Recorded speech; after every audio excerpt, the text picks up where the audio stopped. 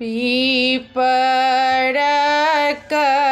पात आकाश डोलयौ बाबा, बहि गेल शीतल बरसात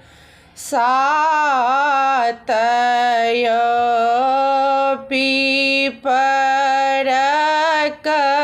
पात आकाश डोलयौ बाबा, बहि गेल शीतल बरसात यौ।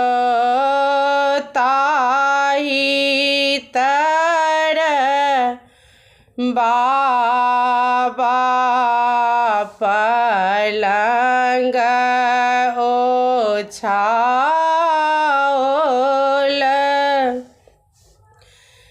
तानि पीताम्बर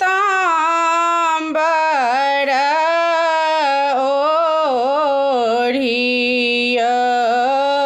ताहि तर बाबा पलंग ओछाओल, सुतल पीताम्बर तानियौ। आई हे माई, पर रे परोसिन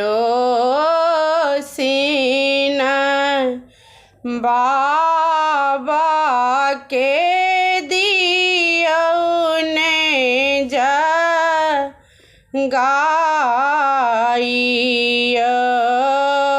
जिनका घर बाबा कन्या कुमारी, सेहो कोना सुतत निश्चिन्तयौ। जिनका घर बाबा कन्या कुमारी, सेहो कोना सुतत निश्चिन्तयौ। जइयौ यौ बाबा नग्र अयोध्या, राजा दशरथ जी के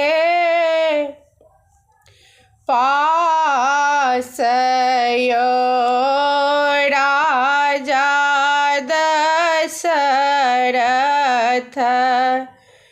जी के चारि बालक छनि, एक श्यामल तीन गोर यौ। श्यामल देखी जुनि भूलबयौ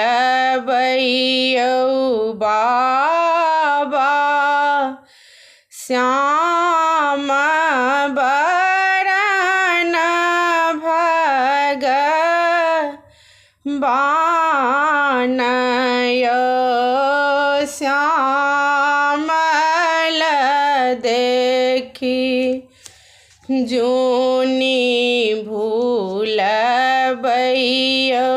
बाबा, श्याम बरन